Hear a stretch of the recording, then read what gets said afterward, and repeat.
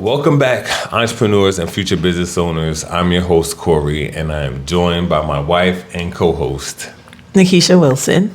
And this is the Wilson Podcast. Now, the purpose of this podcast is to educate and build a community around entrepreneurship. Now, to speak about our last episode or have a conversation about our last episode, it was around financial illiteracy and how that is impacting entrepreneurs and business owners on all levels. We've seen it in our advisory work. We've seen that in our personal business entrepreneurial journey. And I think this is something that we need to touch on right after understanding the finance and that component of the business. The second part that we believe is just as important is the business planning of your business. Now, we're going to start off with talking about a business idea versus business planning. And we were subject to be victim of not planning. I wouldn't say victim, but go ahead. Well, not planning properly and being a victim of what that causes or what the outcome of not planning properly causes. And I would say on our journey, we tried to do some planning, but it wasn't the right type of planning. And we would have had a better insight on that planning if we had some mentors or some other consultants that could help us understand what we were missing and what we needed to kind of double down on and really focus on. So if you don't know, my background in our advisory and coaching business is that I work more around the strategic and operations side of the business, while Nakesha is more on the financial side of the business. And so with that being said, we're going to talk about one of our first financial endeavors, which was a coffee shop in our downtown area where we live. And while I was working my 9 to 5, Nakesha was venturing on opening this coffee shop downtown. Now, she did have a business plan and did some research, but not the type of research that was needed to make sure that the business was successful long term. So we're going to just, I guess, utilize ourselves, talk about our journey in the meantime and how that affected us by not planning properly for this business. All right. So we owned an artistic cafe downtown Newark, New Jersey. And this wasn't my vision. This wasn't my dream. This wasn't my purpose. Initially, someone else actually owned the business. And this person that loved baking. And they approached me and said, "Hey, Nakesha, do you know someone that will buy this business?" And because I had some funds invested in the business, I thought to myself, the only way we're going to get this money back is if we take it over. Because he wasn't doing well. And I kind of looked at the area and I was like, all you have to do is sell coffee. It costs 32 cents and you sell it for $2 or $3. Simple. I can do that. I'm smart. That's what I thought. And that's something you shouldn't do, is just jump in and say, I can do it because I'm smart. Because I'm sure a lot of us think that way, right? Absolutely. Yeah. We are overconfident about what's possible, and we don't think about all the other pieces that it entails. So ended up purchasing the cafe from him and didn't have to do much work because it was already set up as a cafe. I just didn't drink coffee and I didn't bake. So I had to outsource the products. That is something I didn't think about. I mean, obviously it costs a lot more to outsource baked goods than if I was making them myself. So that was the first X.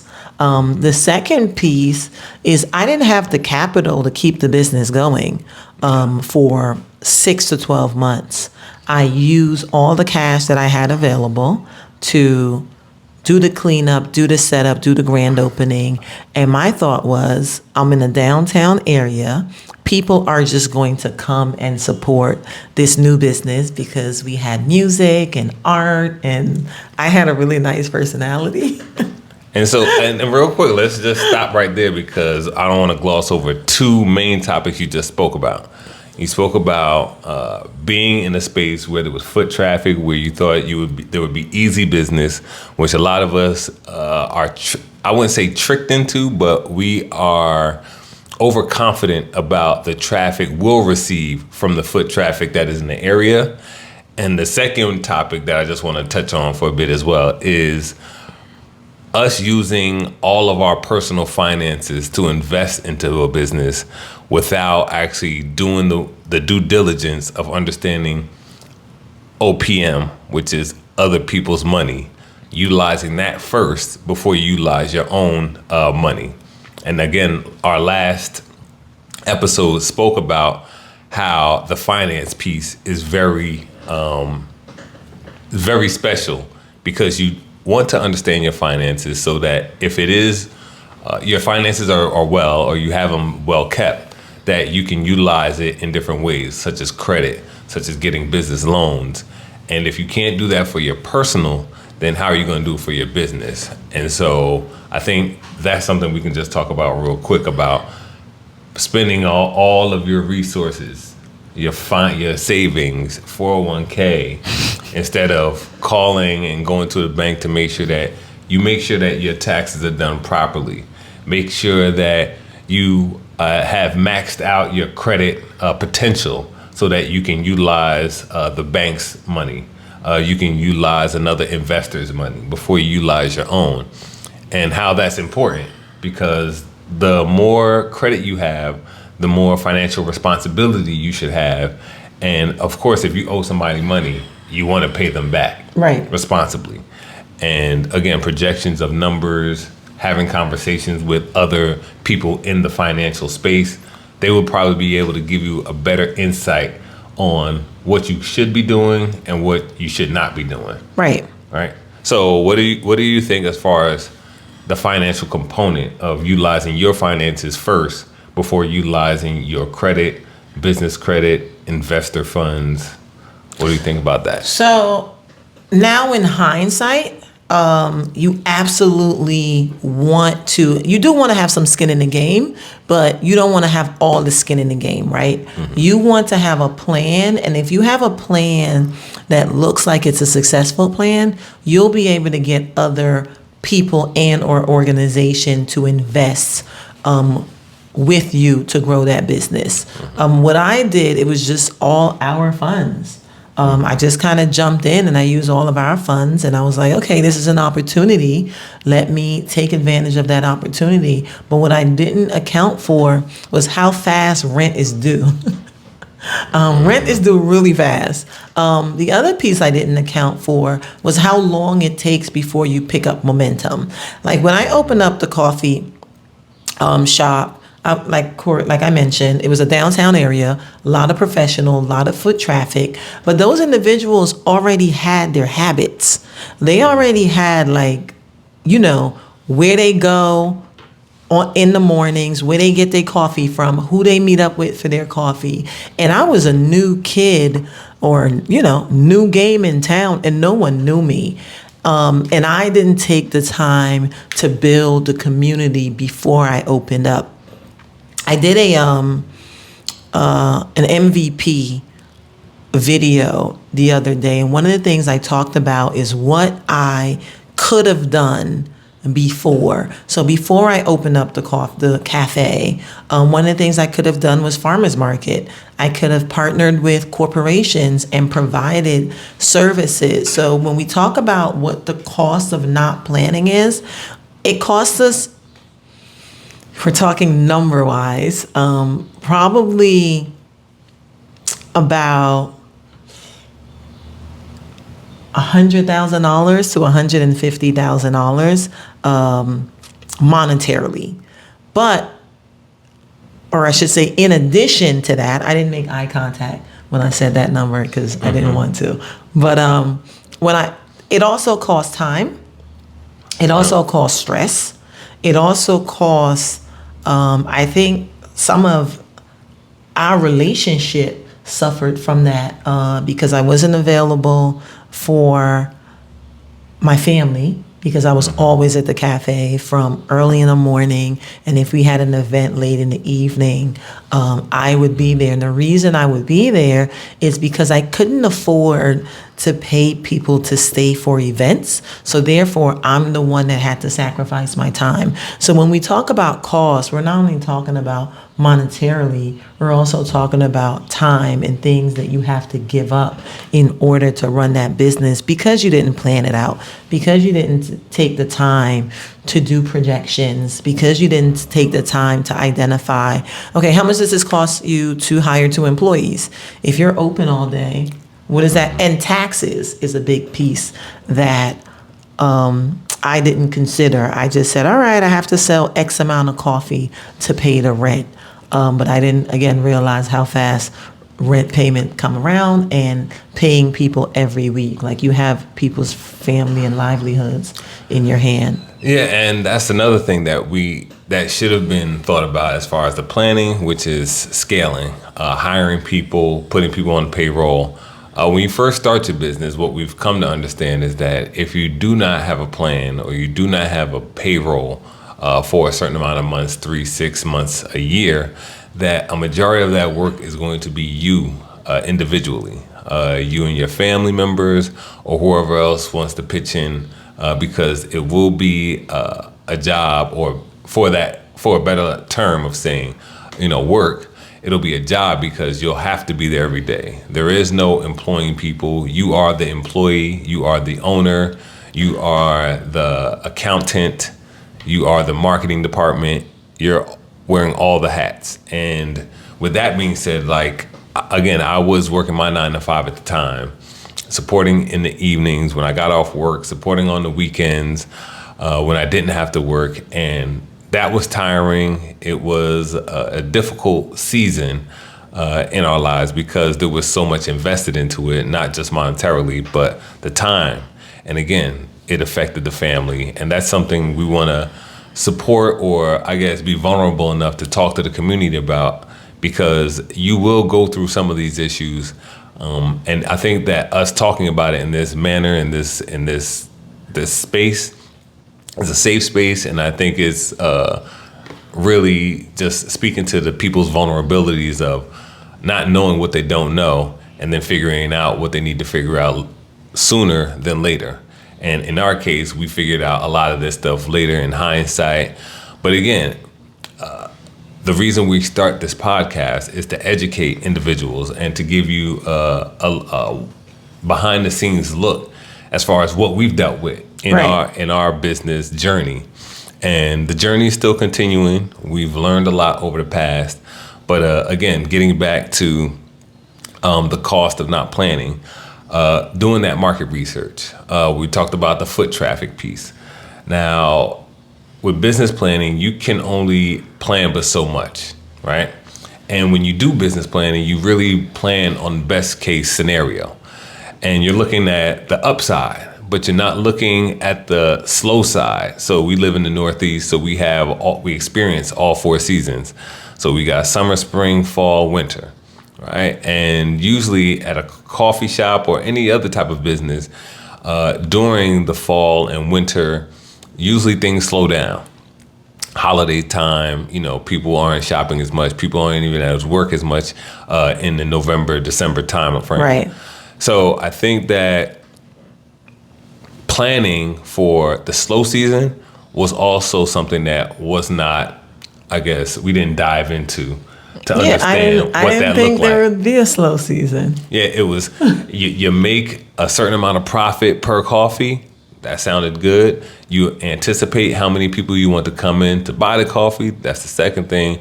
And then you have enough to pay the rent, pay yourself, pay for the products that are coming into the business, and keeping the lights on. And so I think when we started it, we did have those issues. But what we found out is with every business, you do have to do some pivoting, whether it's planned or it's responsive to what's going on with your business. Right. And what we've done, I think some of the things that were done at the coffee shop is that you made it an event space, which helped to a degree with... It did. So what What I did, I didn't make it an event space. The space was there, and when I opened the doors, artists and creatives just showed up. So we opened the doors and we allowed them to come in and showcase their art and their creativity. And that was one of the best things that happened to us and for us as a result of having that cafe. But the demographics that were coming to show up didn't have the funds to support and carry the business, right? Yeah. We may have an event that's packed out, but this is a group of people that weren't able to support the business. They may want to support the artist, but they may not necessarily be able to support the business. So that was a benefit of having the space, but it also cost me because I had to open the doors, I had to keep the lights on, I still had to be there as if it was, I had to clean up, had to pay people to help clean up. So that was a cost as well. There was an opportunity in that cost, but at the end of the day, you can't pay the rent with art. You can't pay the rent with poetry. And although you can't pay it with kindness. You can't pay it with kindness. And although I absolutely love my community and I love the relationship that we've built as a result of that business, a lot of the relationships we still have now was as a result of Mocha Lounge. But I learned that you need more than that. You need to have a plan in place. And when we talk about the cost of planning, there's also a personal cost that kind of trickles in to your personal asset and your personal financing, because there was a point where I just did not have enough money to pay the rent for my business.